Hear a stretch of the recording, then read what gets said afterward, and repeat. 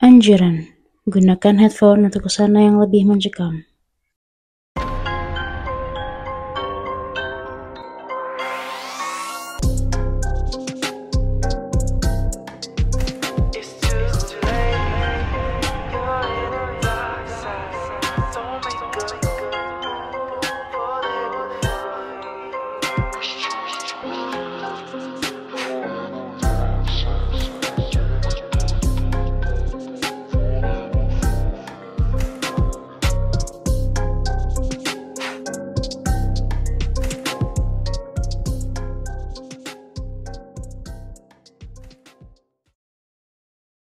Hai Tigaran, selamat malam. Ketemu lagi dengan kita di season yang keempat, episode yang ke-13.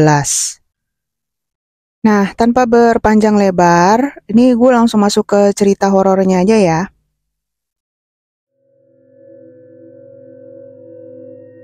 Memiliki kepribadian introvert tidak selamanya menyenangkan. Di saat orang lain sedang bermain di luar, introvert cenderung asik dengan dunianya sendiri di rumah. Itulah yang saya rasakan hingga akhirnya mengalami kejadian horor. Semua ini bermula saat angkatan saya akan praktek di daerah Tlogo Bungu. Saya yang tidak suka ribet untuk survei tempat kos, memilih ikut pilihan teman saya. Siapa sangka, rumah yang dipilih teman saya begitu horor. Hampir setiap saat saya merasa was-was. Hari pertama, saya tidak menemukan kejanggalan. Karena setibanya di sana, tepat saat maghrib, di mana keadaan sudah gelap, hanya beberapa lampu warna kuning yang remang-remang. Rumah dan suasananya tidak terlalu jelas. Pohon di depan rumah juga saat itu tidak saya ketahui. Saya dan teman-teman fokus menempatkan barang-barang kami ke dalam rumah. Setelah beres, kami pulang ke rumah masing-masing. Hari kedua, kami diantar mobil kampus ke rumah tempat kami akan tinggali. Awalnya baik-baik saja. Tapi sore itu, saat kami disibukkan memasang gas LPG di dapur, saya mendengar ketukan pintu dari luar. Saya refleks menengok ke ruang tamu yang memang bisa dilihat dari arah dapur. Tak ada apapun. Saya kembali berkutik dengan gas LPG yang masih tidak menyala. Lagi-lagi ada yang mengetuk pintu dari luar. Dan lagi-lagi pun, saya melihat ke arah ruang tamu. Pintu tetap terbuka. Teman-teman sibuk dengan dunianya. Saya berusaha cuek, mungkin salah dengar, meski ada perasaan tidak beres. Hari terus bergulir. Kami menjalani aktivitas seperti biasa. Mencuci baju di belakang rumah, menjemur baju di samping rumah yang tepat samping kamar, di mana bisa dilihat dari jendela. Entah perasaan apa lagi, saya merasa seperti ada yang memantau setiap kali jendela dibuka. Padahal jendela itu kosong, hanya pakaian yang menggantung. Akhirnya suatu hari saya dan teman-teman ngobrol. Siapa sangka, rupanya kejanggalan tidak hanya saya rasakan. Teman yang lain juga merasakannya. Bahkan di hari pertama di mana saya mendengar ada yang mengetuk pintu, juga didengar beberapa teman yang lain. Dan saya baru menyadari jika pohon yang tumbuh besar dan lebat di depan rumah itu pohon rambutan. Teman-teman berspekulasi jika yang membuat horor kos kami adalah pohon tersebut. Daripada membahas horor, kami pun membahas hal lain. Merasa tak nyaman menjemur pakaian di belakang rumah, saya dan teman-teman pun memutuskan untuk menjemur pakaian di depan rumah. Kami jarang beraktivitas di belakang rumah seperti sebelumnya. Hal yang membuat bulu kuduk kami terkadang ngeri adalah setiap pagi selalu ada buah rambutan berjatuhan. Seperti habis dimakan orang, sampai kami bertanya-tanya, siapa yang berani memakan buah rambutan? Pohonnya saja di dalam. Rumah kami dibatasi pagar tinggi. Siang itu, saya dijemput bapak untuk pulang. Sudah lama juga tidak pulang, saya jadi rindu. Bapak mengamati pohon di depan kos saya begitu teliti. Sampai akhirnya saya bertanya kenapa. Bapak bilang heran dengan pohon rambutan tersebut. Karena pohonnya besar dan lebat. Selama ini Bapak tidak pernah melihat pohon rambutan sebesar itu, seperti pohon mangga. Jujur selama di rumah saya lebih tenang ya. Tidak merasa ada gangguan, dan akhirnya saya pun bercerita pada Bapak tentang apa yang saya alami. Bapak hanya mendengarkan, sesekali merespon cerita saya tentang pohon rambutan. Setelah menghabiskan waktu libur 1 hari di rumah, saya kembali ke kos. Dan betapa terkejutnya saya ketika teman saya bilang jika pohon itu ada jinnya. Sudah ada banyak jin di dalamnya, di mana itu dijadikan tempat tinggal. Dan kalau ditebang, harus dipindah dulu. Bulu kuduk saya jadi merinding setiap kali berpapasan dengan pohon tersebut. Lagi-lagi, saya dihantui hal menakutkan. Saya bangun malam karena teman sekamar saya memeluk saya. Padahal kasur posisinya luas. Anehnya, saat saya melihat tempat teman saya tidur, saya melihat sosok lain tidur di sana. Saya mengira itu teman saya yang dari Pontianak. Saya pun mengurungkan niat untuk pindah posisi. Hari ke hari, saya dihantui dengan sosok itu. Saya melihat ada sosok lain di kamar saya yang ikut tidur. Persis seperti teman saya. Menyadari jika teman saya punya kamar sendiri dan tidak mungkin tidur di kamar saya, akhirnya saya tidur lagi, menutup rapat ketakutan saya. Gangguan itu terus saya rasakan, bahkan ketika teman-teman saya meninggalkan saya seorang diri untuk mencari makan di luar. Saya mendengar ketukan air yang berjatuhan. Padahal tidak ada yang membuka keran air. Akhirnya saya memberanikan diri duduk di ruang tamu, menelpon orang tua. Itulah sedikit cerita horor yang pernah dirasakan. Pembelajaran juga untuk teman-teman, jangan malas untuk survei, sekalipun introvert. Setidaknya bisa diskusi bersama terkait tempat kos. Jikapun tidak ada tempat lain yang bisa disewa, minimal tidak syok dengan rumahnya. Oke, 3 Rans, ini jadinya tempat atau kos yang horor ya, bahkan sudah dihuni oleh para jin. Dan ternyata jinnya itu adanya sebenarnya bukan di dalam rumah, tetapi di pohon rambutan. Tapi naasnya karena pohon rambutan itu berdekatan atau berada di kompleks rumah kos, jadinya rumah kos itu kena imbasnya. Tapi kalau satu kompleks, ya biasanya sih emang ini ya, jadi teritorinya ya. Kayaknya banyak ya kejadian seperti itu. Dimana ada aja gitu pohon-pohon tertentu yang sudah berpenghuni. Dan kebetulan karena dia satu kompleks, satu teritori lah dengan rumah atau gedung-gedung tertentu, jadinya kayak dia melipat gandakan teritorinya gitu loh. Jadi nggak cuma di pohonnya aja, tapi sampai ke si rumah juga ikutan dikuasai gitu. Yang paling naasnya ya kalau memang ada kita sebagai penghuni yang kasat mata sedang berada di rumah tersebut. Cerita sedikit ya, jadi waktu itu gue dulu pernah ada kegiatan kayak kegiatan ekskul kampus gitu. Dan kebetulan tempat yang kita pilih itu udah gak ada pilihan lain sih sebenarnya. Dan kalau gue boleh spill dikit, tempatnya itu ada di daerah Puncak, Jakarta. Puncak Bogor gitu. Dan waktu itu tuh tempat villanya ya sebenarnya. Itu villanya tuh agak-agak ke dalam banget gitu sebenarnya. Jadi akses jalannya itu benar-benar ke dalam. Dan kebetulan dia itu terbagi menjadi 3 bahasanya mungkin 3 spot kali ya. Jadi dia punya lapangan tenis sendiri, dia punya kayak rumah mau dibilang rumah penjaga juga bukan sih, tapi kayak guest house-nya juga. Tapi itu agak ke depan, dan guest house-nya itu tuh kayak bentuk rumah dibangun dengan kayu, semuanya serba kayu. Dan di belakang rumah itu ada kayak telaga-telaga kali lagi. Kalian ngerti telaga nggak sih? Kayak ada telaga-telaga gitulah pokoknya. Kolam-kolam ikan kecil yang sudah tidak diberdayakan, jadi udah diklaim oleh alam lah. airnya juga ada tergerus, rumput lumut udah banyak gitu. Nah, guest house itu ditujukan untuk para senior. Jadi memang acara kita itu selalu menyediakan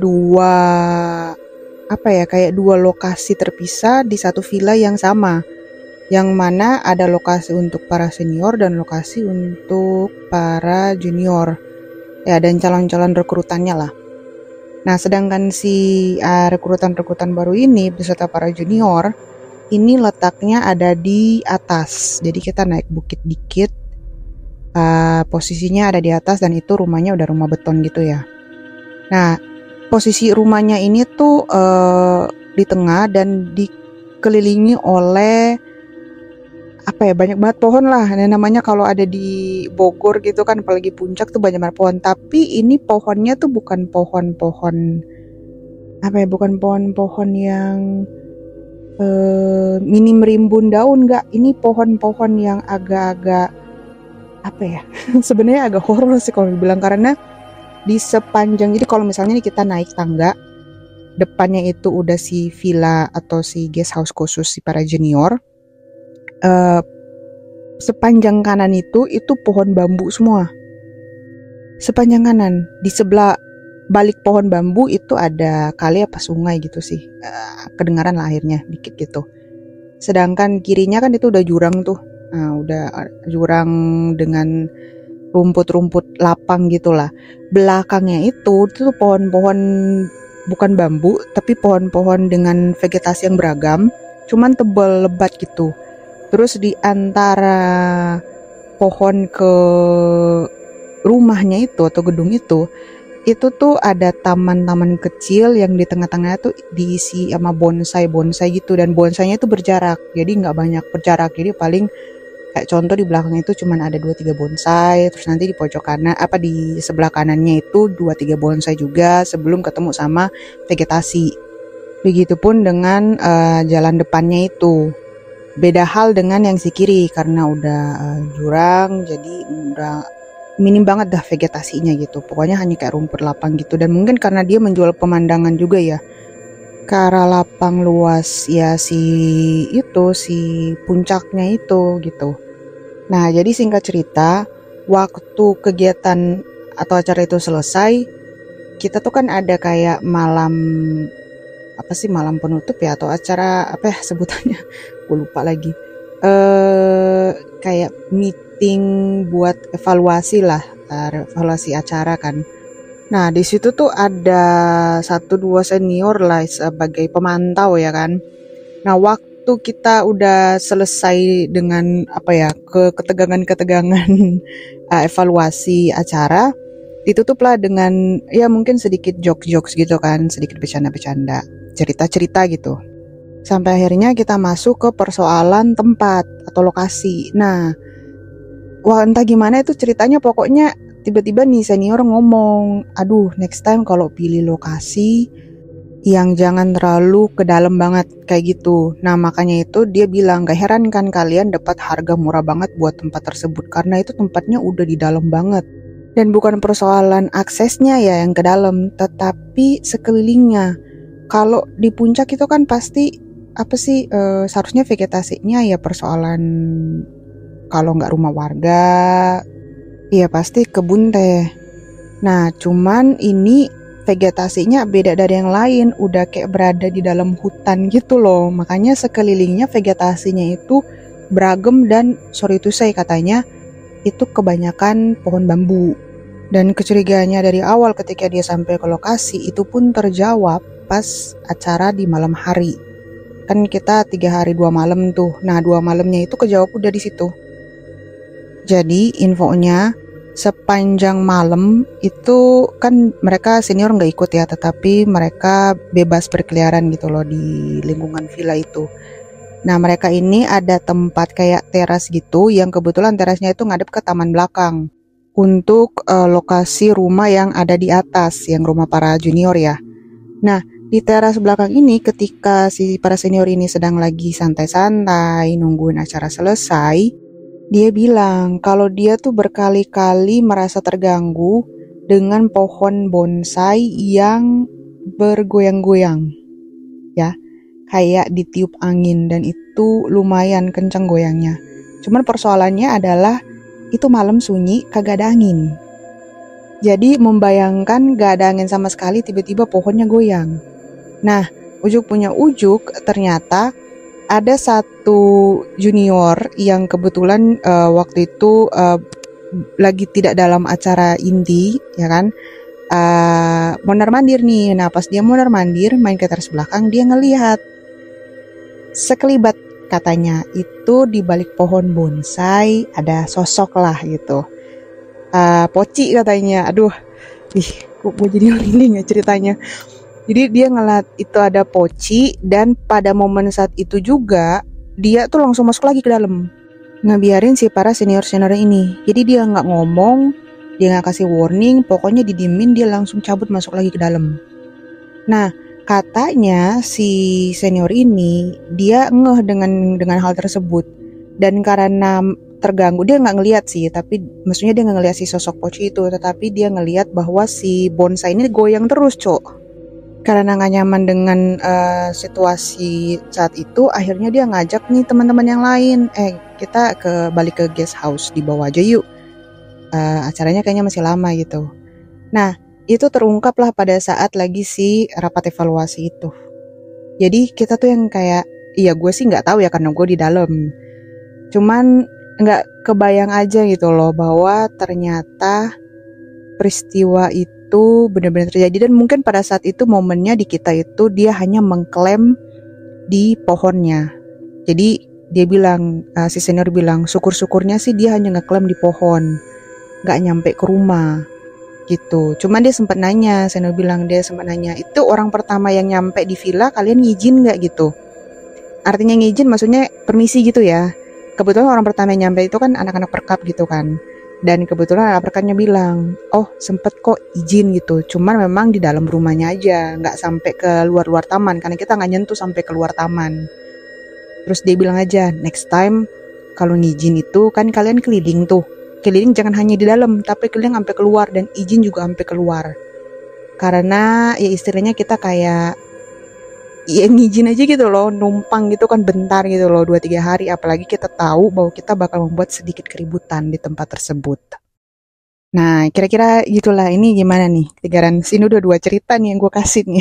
2 kisah horor. Oke, kira-kira segitu aja deh. Gue harus tutup dulu nih karena takutnya kepanjangan. Oke, nanti kita sambung lagi di episode berikut di lain waktu ya. Sampai jumpa, dan jangan lupa berdoa. Bye-bye.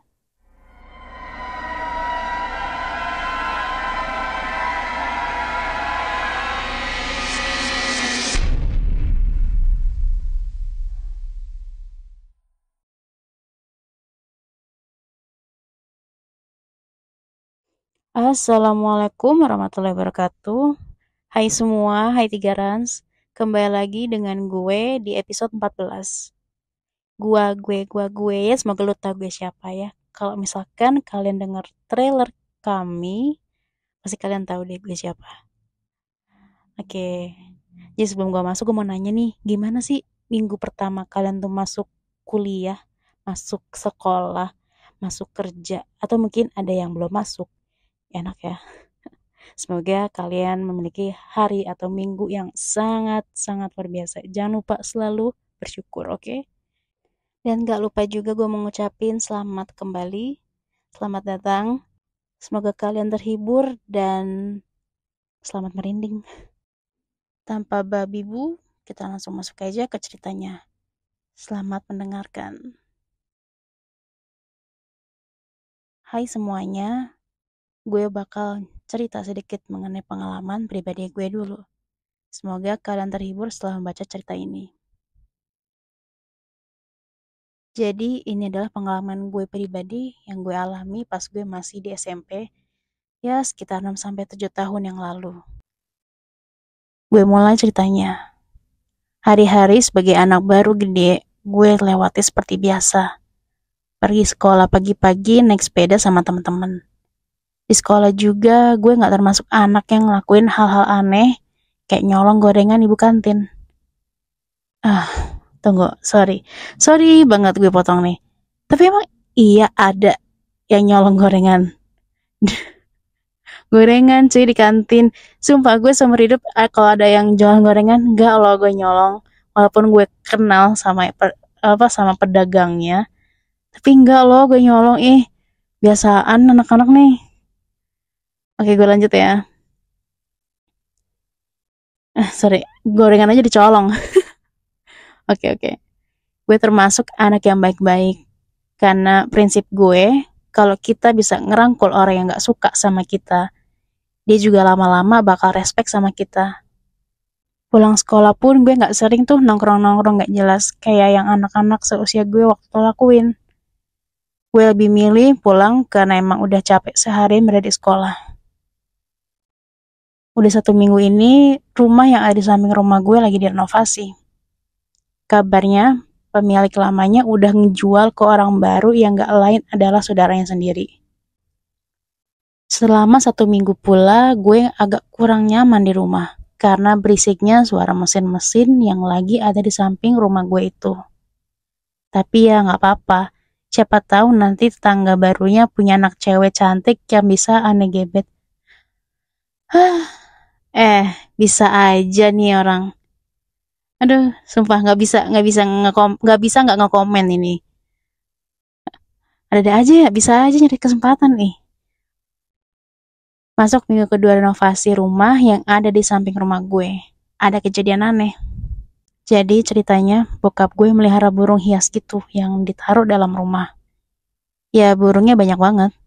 Sampai kadang-kadang rumah agak pengap karena banyak kandang dan suara-suara burung yang beragam. Kalau kata bokap gue mah, itu musik baginya. Lanjut ke masalah. Jadi, pas minggu kedua renovasi ini, salah satu burung hias punya bokap ada yang hilang. Kalau nggak salah, namanya burung kenari. Yang pertama menyadari ya jelas bokap gue sendiri.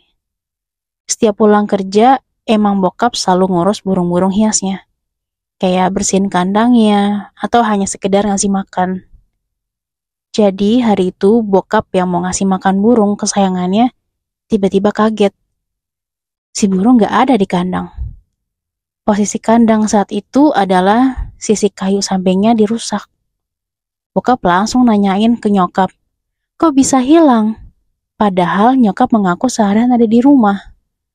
Gue ikut obrolan yang mulai chaos itu. Terjadilah percakapan. Gue bilang, mungkin itu burung yang ngambil tukang sebelah ya. Terus bokap gue balas, jangan ngaco kamu, gak ada bukti. Terus nyokap gue ngomong, tapi bisa aja sih, soalnya tadi pagi ibu masak di dapur agak lama, dan kayaknya pintu rumah kebuka. Terus bokap gue ngomong, kamu sih teledor. Gue ngomong lagi dong, emang harga burungnya berapa sih ya? Bokap gue balas, itu burung udah jadi hauzan, harganya bisa kena 2 juta. Nyokap balas, masa sih bisa sampai segitu? Akhirnya bokap bilang, ya udahlah, ikhlasin aja deh. Masuk minggu ketiga renovasi, malamnya gue terbangun sekitar jam 3 malam. Entah apa yang membangunkan gue, tapi gue merasa ada yang bangunin gue pada malam itu. Seketika gue langsung pergi kamar mandi buat buang air kecil. Samar-samar gue dengar suara if you know what I mean lah ya. Ini maksudnya apa ya? Sumpah, ini dewasa ya? Pada waktu itu gue belum terlalu ngerti, soalnya masih kelas 8 SMP. Aneh cuekin, terus aneh tidur lagi. Oh iya, oke. Kayaknya, coy, lu gak perlu nulis gini deh. TMI bro, TMI. Paginya gue terbangun karena suara motor RX King yang ngebut banget dan knalpotnya kedengeran sangat berisik. Kalian tau lah ya rasanya kebangun karena hal gituan tuh gimana. Gue cuek dan langsung mandi, berseragam, lalu sarapan. Terus langsung berangkat ke sekolah. Gak ada firasat apa-apa. Sekolah jalan seperti biasa. Pas gue pulang ke rumah, gue ngeliat ada garis polisi yang dipasang di samping rumah gue yang lagi direnovasi tersebut. Masih capek karena gue sepeda, gue dikagetin sama bokap yang nyodorin air minum sambil nyuruh gue masuk ke rumah dulu. Pas gue lagi nyopot sepatu gue, terus tanya banyak ke bokap, dan bokap nyeritain semuanya. Ya pantas aja bokap kok udah pulang siang-siang begini. Padahal biasanya bokap pulang sore atau bahkan malam hari. Ternyata dari yang bokap ceritain adalah ada pembunuhan. Gue langsung buru-buru masuk rumah dan ngeliat nyokap mukanya shock gitu. Gue masih nanya-nanya, siapa yang sebenarnya dibunuh? Bokap cerita, ternyata yang dibunuh adalah seorang PSK. Ya tau lah ya PSK apa. Yang disewa oleh satu pekerja yang ditugasin nungguin itu rumah. Kronologisnya seperti ini. Si pekerja nyewa PSK buat memuasin nafsu doi kemarin malamnya. Begitu malam tiba, mereka langsung ngelakuin. Begitu di tengah permainan, si pekerja ini sudah... Gue gak enak sumpah ngomongnya ya, tapi gue ceritain aja ya. Begitu di tengah permainan, si pekerja ini tuh udah loyo, dan si PSK ngeledeknya dengan ya menurut gue sih sepele. Cuma dikatain loyo. Seketika tenaga sudah pulih, bukannya lanjut main, si pekerja malah ambil bantal dan mendekap si PSK sambil mencekiknya, sampai tiba-tiba si PSK berhenti bergerak. Saat bantal dibuka, si PSK sudah meninggal. Panik ketahuan warga, si pekerja langsung tancap gas kantor polisi buat ngelaporin ada pembunuhan. Saat polisi sampai di TKP dan menginterogasi TKP, serta menaik ke warga sekitar, termasuk nyokap gue, baru diketahui bahwa sang pelapor merupakan tersangka itu sendiri. Langsung deh auto ditangkap saat itu juga. Dan si pekerja mengakui perbuatannya. Nyokap gue yang ditanya polisi disuruh ngeliat mayat si PSK, yang belum diketahui identitasnya saat itu. Nyokap berani-berani takut itu buat ngecek katanya. Setelah dicek, nyokap bilang gak kenal. Langsung deh ditutup lagi mukanya. Pantesan aja nyokap agak pucat mukanya pas gue pulang sekolah itu. 2 hari setelah kejadian, TKP udah mulai sepi dari warga luar komplek yang mampir karena penasaran. Dan saat inilah pengalaman horor itu dimulai. Malam hari saat mau tidur, gue selalu ngerasa ada yang merhatiin gue. Gue jadi gak bisa tidur. Ketika udah mau tidur, selalu ada yang kayak memukul-mukul tembok. Alhasil gue mutusin buat tidur di ruang keluarga sama bokap. Hari berikutnya, ketika gue tidur di ruang keluarga, jam 1 malam, gue belum bisa tidur dan ada yang ngetuk pintu rumah. Padahal rumah udah digembok pagarnya. Gimana bisa dia manjat pagar yang lumayan lancip itu dan ngetuk pintu? Dan tamu macam apa yang bertamu jam 1 dini hari? Awalnya gue nyoba buat cuekin. Tapi lama-kelamaan, ketukan pintu makin kencang dan bikin gue penasaran. Ketika gue bangun dan mau ngebuka pintu rumah, bokap langsung megang tangan gue sambil mukanya ngasih isyarat buat gak ngelakuin apa yang mau gue lakuin. Gue langsung tiduran lagi dan merem sambil nutup kuping, seolah-olah gak ada apa-apa. Selama kurang lebih 1 mingguan, gue dan keluarga dapat gangguan seperti itu. Kadang jam 9 malam, ada suara orang nangis yang terdengar. Gue kira gue doang yang dengar. Taunya orang rumah pada denger juga. Sampai adik gue yang masih umur 7 tahunan ikut nangis juga. Padahal cowok loh. Hal lucu yang terjadi karena ada kejadian ini adalah kita semua jadi tidur di ruang keluarga. Ya, depan TV. Gelar kasur, ngampar aja tuh kayak ikan 5 orang dimuat-muatin. Besoknya, ustadz yang biasa jadi imam di masjid datang ke rumah sebelah. Gue gak diizinin ikut masuk sama bokap. Gue disuruh jaga adik-adik dalam rumah. Sementara bokap dan nyokap ke rumah sebelah sama Pak Ustadz. Setelah cukup lama, hampir 1,5 jam kalau gak salah, mereka semua balik ke rumah gue dan gak mengatakan apa-apa. Setelah kejadian itu, gak ada lagi gangguan yang terjadi sampai akhirnya olah TKP dilakuin oleh si pekerja. Baru deh tuh ada lagi gangguan-gangguan seperti biasa. Pak Ustadz balik lagi buat nanganin. Baru 3 hari setelah itu gangguan itu hilang. Agak parno juga dapat gangguan tersebut. Gue dan keluarga mencoba bersikap biasa aja ke warga, seolah-olah gak terjadi apa-apa.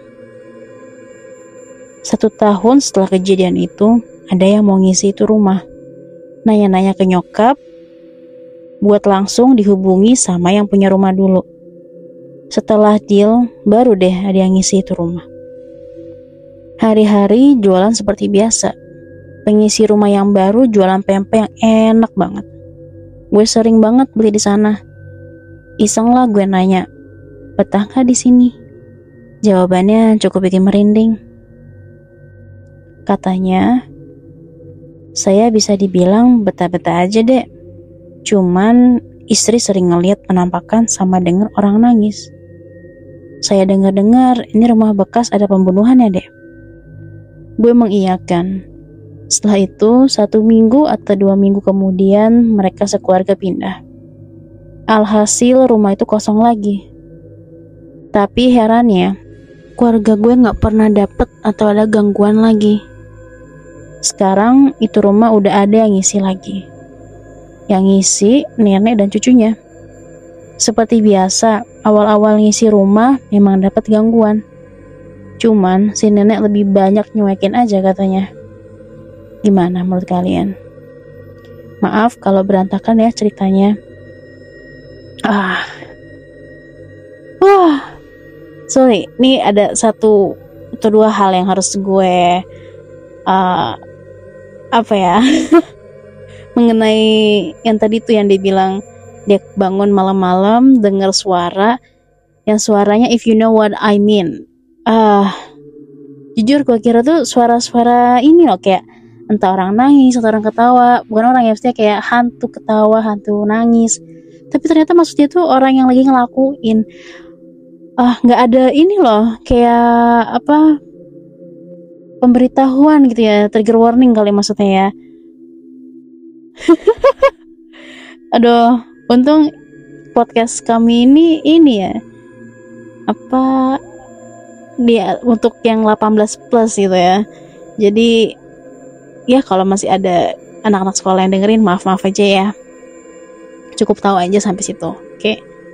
Jadi ternyata tuh kok bisa dibilang ya, kayaknya si orang ini yang punya cerita ini tuh dia pendengar itunya kan, berarti kan pembunuhan ya, bisa jadi dengar pembunuhannya karena kan itu pas banget dia lagi ngelakuin ya. Dan pas banget dia lagi bangun terus denger gitu. Mungkin dia punya firasat kali ya. Firasat gak enak, cuman belum setajam itu. Kalau itu hanya gue berasumsi ya. Tapi serem juga ya. Jadi dari kasus pembunuhan itu kalau di Indonesia kan percaya gitu ya, kalau misalnya ada entah pembunuhan atau bunir gitu kan, ini ntar gentayangan gitu kan. Tapi kejadiannya mungkin ya Korin ya ketinggalan itu. Korinnya si korban ketinggalan, nangis terus mungkin mau balas dendam entah apa atau gimana, terus malah larinya ke rumah sebelah gitu kan, ke rumahnya dia. Nah 1 itu jam 1 malam digedor. Aduh, gue paling males banget tuh kalau ada yang gedor-gedor rumah malam-malam. Dan rumah gue ya itu kan pakai bel ya. Walaupun emang sih kayak di perumahan terus ada satpamnya yang kayak bisa limit siapa yang boleh masuk, boleh yang enggak. Lu punya janjian gak sama make rumah di dalam itu kan. Tapi tetap aja kayak malam-malam ada ngebel, itu udah males banget sih. Kayak siapa sih yang ngebel nih? Kayak gue gak ada janji sama siapa-siapa deh gitu kan.